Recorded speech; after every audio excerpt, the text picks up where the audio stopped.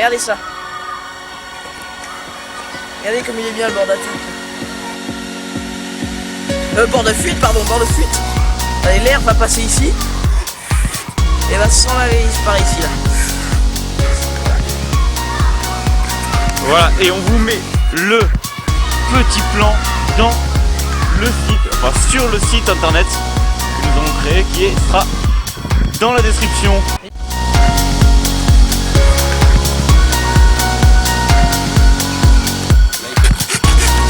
Donc là, celui-là, c'est le boomerang gaucher que nous vous avions montré lors de la découpe la dernière fois, dans la dernière vidéo. Donc là, nous faisons le bord d'attaque, un bord un peu arrondi du coup. Un bord d'attaque, c'est le bord un peu arrondi. Oui.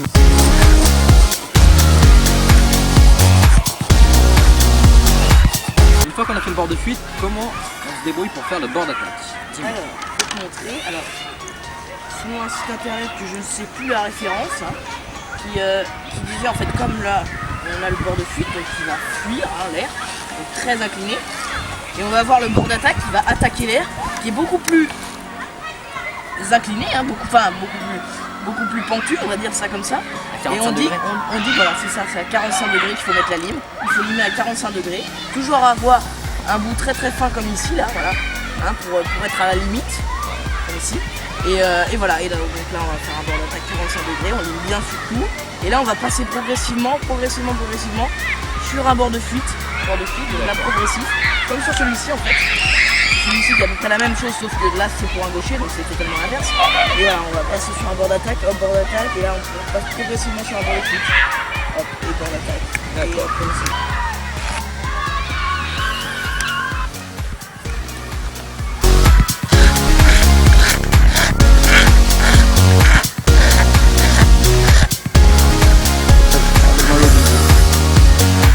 Oui, première étape, c'est de couper à blanc. Deuxième étape, la lime. Troisième étape, le ponçage pour avoir un boomerang assez lisse. Quatrième étape, le vernis. Qu'est-ce qui t'est arrivé? Alors, on a fait bon. Alors avant, ce qu'il faut savoir, c'est que Baptiste nous a dit, pour qu'il revienne bien et qu'il aille bien loin, je vais faire un long bord de fuite. Est-ce que c'était une bonne idée, Baptiste? C'était une excellente idée. Seulement, ça a... Ici, mon bord de fuite par rapport à l'autre est vraiment petit. Mon autre bord de fuite arrivait jusque là. Voilà. On voit ici que c'est vraiment un bord de fuite très large. Et ça affaiblit le boomerang, ça affaiblit le bois. Alors quand il rencontre quelque chose, qu'est-ce que ça fait, Baptiste? Ça se casse. Ça se casse. Alors bon, montre les risques, on le savait. Montre-nous ton boomerang. Alors je l'ai lancé. Il a fait un tour complet. Il est même revenu.